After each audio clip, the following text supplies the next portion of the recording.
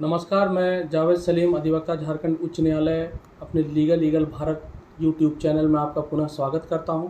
जैसा कि मैंने आपको पहले ही बताया था कि बीएनएस के आने के बाद आप लोगों को विभिन्न धाराओं के बारे में जानकारी देना ज़रूरी है कि किस धारा में रूपांतरण किया गया है आईपीसी से बीएनएसएस में।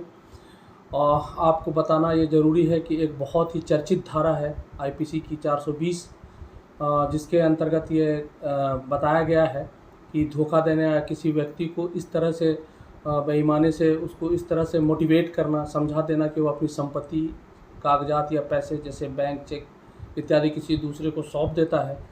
तो इस संबंध में आईपीसी की धारा 420 अट्रैक्ट होती है।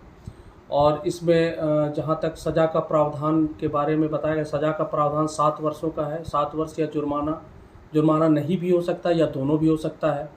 उसी प्रकार से बीएनएस में आप देखेंगे कि इसे धारा 318 सेक्शन 4 में इसको जगह दिया गया है।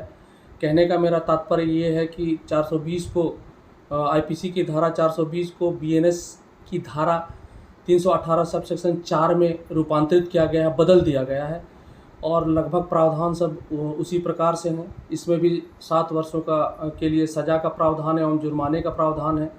इसकी अद्यतन स्थिति को ऐसा कर दिया गया है कि आप इसको ज़्यादा बेहतर समझ सकते हैं कि किसी को भी किसी के साथ धोखा देना, बहकावे में लाना और उसे इस तरह से मोटिवेट करना कि वो इस बेईमानी के क्रम में आकर अपनी कीमती चीज़, संपत्ति, पैसा, बैंक ड्राफ्ट, चेक या और भी बहुत सी चीज़ें जो उसके पास वो दूसरे को सौंप देता है, वो चीटिंग कहलाती है।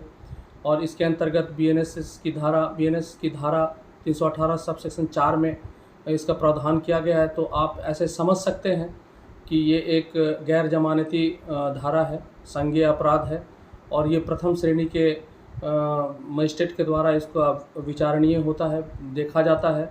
और जहाँ तक इसमें जमानत की बात है तो ये पूरी तरह से न्यायालय के विवेकाधिकार पर है कि वो क्या कह सकते हैं। हाँ, आपको एक बताना बहुत इम्पॉर्टेंट ये होगा, ज़रूरी चीज़ है कि ये धारा 420 जिसका रूपांतरण बीएनएस का धारा 318 सब सेक्शन 4 में किया गया है, ये एक समझौता योग्य धारा है जिसमें समझौता करने के बाद वाद समाप्त किया जा सकता है। तो ये आप ज़रूर जानें।